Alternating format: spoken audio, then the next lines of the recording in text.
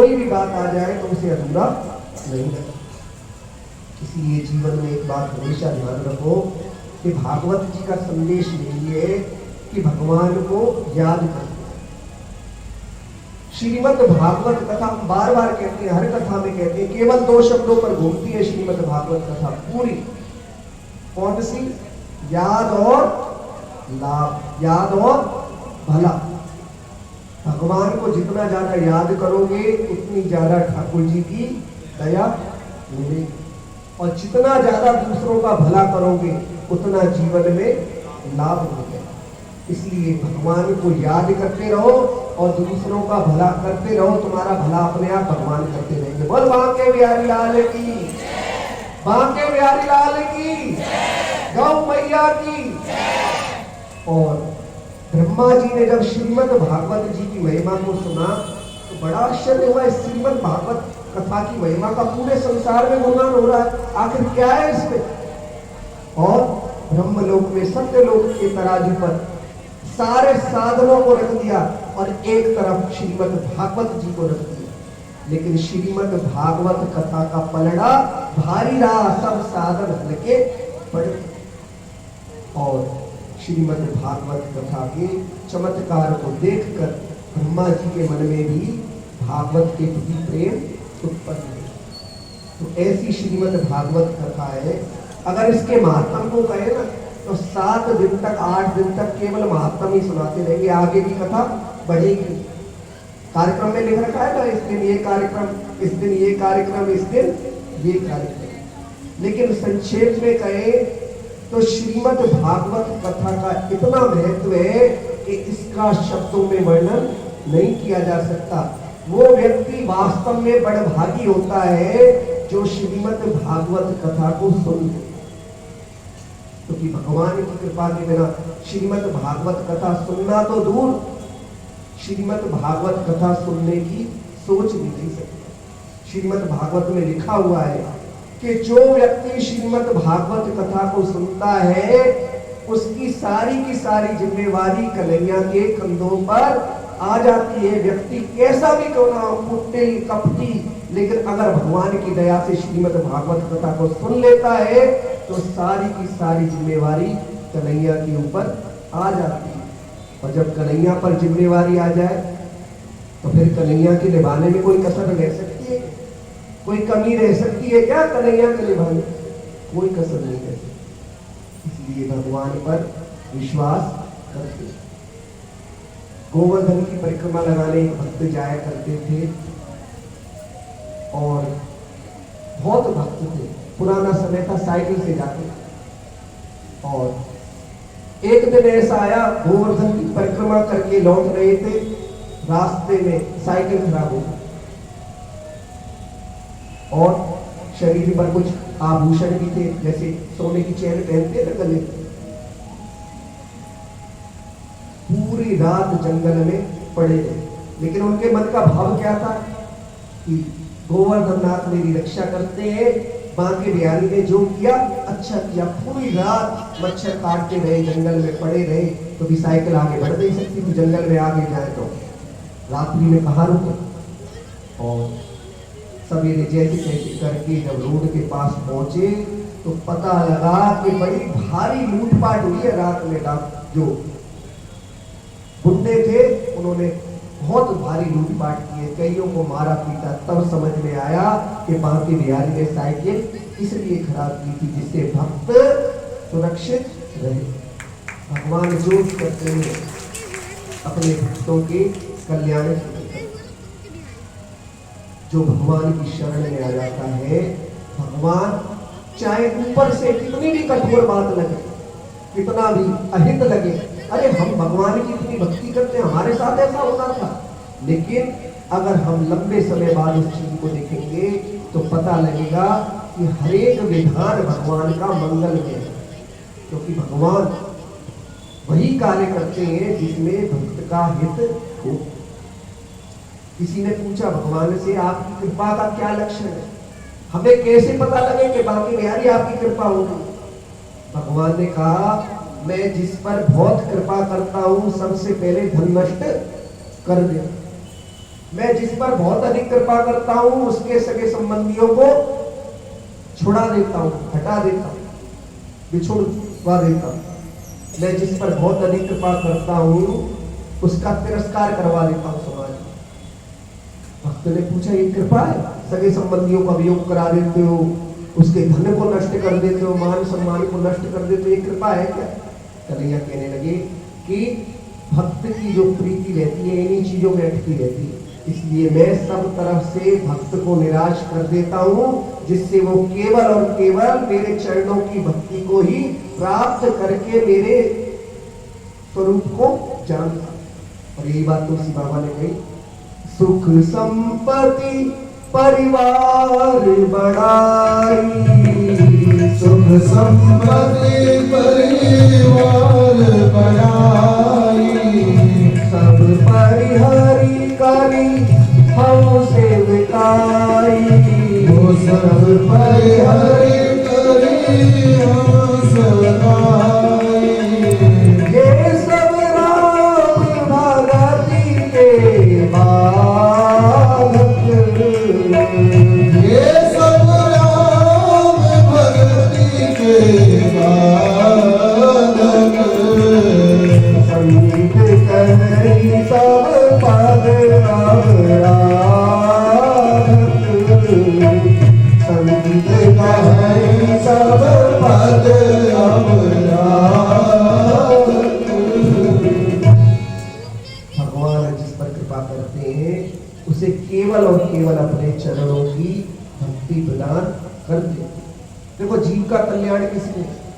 अगर किसी व्यक्ति को शुगर हो जाए तो उसे मीठा खिलाते रहे हम, क्या होगा? क्या होगा? उसकी बीमारी बढ़ती है। और यदि किसी व्यक्ति को संसार का नशा है और भगवान धन देते रहे उसे, तो क्या होगा? वो तो बेचारा संसार में फंसा रहे। और ऐसा कहा जाता है कि सुंदर रूप हो, युवा अवस्था हो और ज्यादा धन हो, एक चीज भी हो तो उस व्यक्ति का नाश होने में देर नहीं। तो और सारी चीजें हो तो फिर उस व्यक्ति का क्या होगा? देखो, ऐसा हर एक व्यक्ति के साथ नहीं है। जिस पर भगवान की असीम कृपा हो वह तो बचा रह सकता है, लेकिन साधारण व्यक्ति की बात है जो भक्ति से रहे थे, भक्ति से रहे थे और युवावस्था है, खूब धन दे दिया भगवान ने, खूब सुंदरता दे दी, तो क्या करेगा? भगवान की भक्ति है नहीं बनी, क्या होगा? गाड़ी गड्ढे में गिरेगी। इसलिए जीवन में जब भगवान जो कुछ भी हमारे जीवन में विपरीत करें तो हमें उस परिस्थिति से कभी निराश नहीं होना चाहिए, बल्कि यही सोचना चाहिए कि भगवान दयालु है और कृपा करके मेरे जीवन को भक्ति के मार्ग पर डालने के लिए ही मेरे जीवन में विपरीत परिस्थितियां भेज रहे हैं। इसलिए भगवान बहुत दया करके भक्त के जीवन में कठिनाइयों को, समस्याओं को भेजते हैं, जिससे कि इसका मन संसार से हट जाए। और एक दिन नारद जी वृंदावन में भ्रमण कर रहे थे, सामने एक दृश्य देखा कि एक युवती खड़ी हुई है और दो वृद्ध पुरुष लेटे हुए हैं और युवती जोर जोर से रोती। नारद जी ने सोचा ये तो संसार है, यहाँ पर तो कुछ ना कुछ चलता ही रहता है, हम ठहरे संत, हमें क्या मतलब। और नारद जी आगे बढ़े। जैसे ही नारद जी आगे बढ़े आवाज आई, नारद जी रुक जाइए। और नारद जी ने सुना। और जब पास गए तो पूछा, देवी आपका परिचय? और उस देवी ने परिचय दिया कि मेरा नाम भक्ति है और ये दोनों मेरे पुत्र ज्ञान और वैराग्य। धन्य है ये वृंदावन धाम जहां पर आकर मैं तो युवा हो गई, लेकिन मेरे दोनों पुत्र ज्ञान और वैराग्य अभी भी वृद्ध हैं। नारद जी ने वेदों का पाठ सुनाया, बार बार उपनिषदों का पाठ किया, पुराणों को सुनाया। ज्ञान और वैराग्य की मूर्छा तो भंग होती है, लेकिन फिर से मूर्छित हो जाती है। और बड़ी मन में देखकर भक्ति महारानी को निराशा हुई। नारद जी ने भी कह दिया, हे भक्ति महारानी, बिल्कुल चिंता मत करो, कन्हैया कहीं गए थोड़ी है, बल्कि अपने भक्तों के हृदय में निवास करते हैं। मैं जब तक इन दोनों को युवा अवस्था प्राप्त मैं करा दूंगा, तब तक चैन से नहीं बैठे और चल पड़े। सबसे उपाय पूछते हैं, सब बड़े आश्चर्यचकित रह जाते हैं। जब इतने बड़े संत आचार्य श्रेणी के यही उपाय पूछ रहे हैं तो हम क्या उपाय बताएं? और नारद जी सबसे उपाय पूछते हैं, लेकिन कोई भी उपाय नहीं बताता। लेकिन सामने से देखा कि सनकादि ऋषि आ रहे, सनत, सनंदन, सनातन और सनत कुमार, चारों ऋषि कैसे कि भगवान की कथा ही जिनके जीवन का आधार है। सनत, सनंदन, सनातन और सनत कुमार, एक भाई ऊपर व्यास गद्दी पर बैठकर कथा कहते हैं, तीनों कथा को सुनते, फिर दूसरे भाई आ जाते हैं और बाकी तीनों सुनते हैं। और 5 वर्ष की अवस्था ही रहती है उनकी हमेशा, तो 5 वर्ष से ऊपर की अवस्था नहीं जाती, क्योंकि वरदान मिला हुआ है कि आप बालक के स्वरूप नहीं रहोगे। क्यों? क्योंकि बालक का मन निर्मल होता है, बालक का मन निर्मल होता है। छोटा सा बालक है, आप देखें बालक को देखकर जो आनंद मिलता है ना, छोटा सा बालक हो और कहीं पे नहीं है। छोटा सा बालक हो और कैसे स्वरूप के दर्शन होते हैं, साक्षात कन्हैया। और छोटी सी राधा रानी हो तो उनका तो कहना ही क्या। रावल गांव में आप जाएं तो वहां पर राधा रानी की ऐसी प्रतिमा है जो हाथ में लड्डू को लेकर बैठी हुई है राधा रानी, रावल गांव के अंदर। और भगवान की ऐसी कृपा होती है कि जो भक्त भगवान की भक्ति करते हैं उनका मन भी बच्चे जैसा होता है। कहते हैं ना कि मन कैसा है? बच्चे जैसा। बच्चे जैसे मन का क्या मतलब है? कि मन बिल्कुल निर्मल है, स्वभाव बिल्कुल निर्मल। और ऐसे सनकादि ऋषि नारद जी से पूछने लगे, नारद जी क्या बात है, आज तो बड़े चिंतित दिखाई दे रहे। और नारद जी ने सारी समस्या क्या सुनाई। सनकादि ऋषि हंसे, बस इतनी सी बात, इसके लिए इतने चिंतित हो रहे हो? नारद जी ने कहा, मैं पूरे विश्व में भ्रमण करके आया हूं, आपके लिए इतनी सी बात है? हाँ नारद जी, इसका यदि कुछ उपाय है तो वह यही है कि आप ज्ञान और वैराग्य को श्रीमद् भागवत कथा सुनाओ, जिसके प्रभाव से ये ज्ञान और वैराग्य फिर से युवावस्था को प्राप्त कर जाए। और नारद जी ने ऐसा ही किया। वहां से आज्ञा लेकर चलने से पहले कुछ प्रश्न भी पूछे कि मैंने वेद पुराण उपनिषद सब सुना दिए, उनसे तो कुछ नहीं हुआ, फिर श्रीमद् भागवत से क्या हो जाएगा?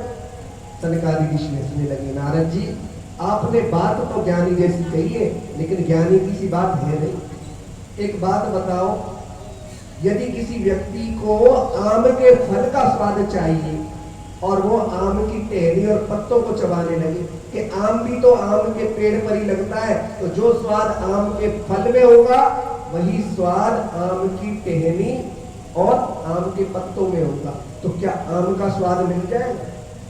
नहीं मिलेगा।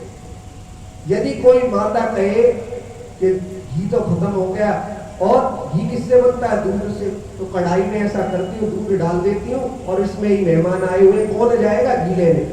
पूड़ियों को इसमें छनाछन सेक लेते, सिक जाएंगी पूड़ियाँ, सिक जाएंगी। क्यों नहीं सिकेंगी? सिकेंगी, हमारे हिसाब से तो सिकनी चाहिए, नहीं सिकेंगी। भाई घी भी तो दूध से ही निकलता है, नहीं सिकेंगी। क्यों? घी दूध से जरूर निकलता है, लेकिन घी को बनाने की एक प्रक्रिया है। पहले दूध का दही जमाओ, दही को मथो, मक्खन निकालो, मक्खन को गर्म करो, या दूसरा तरीका ये दूध की मलाई इकट्ठी कर लो, मलाई से घी निकालो। ये एक प्रक्रिया है।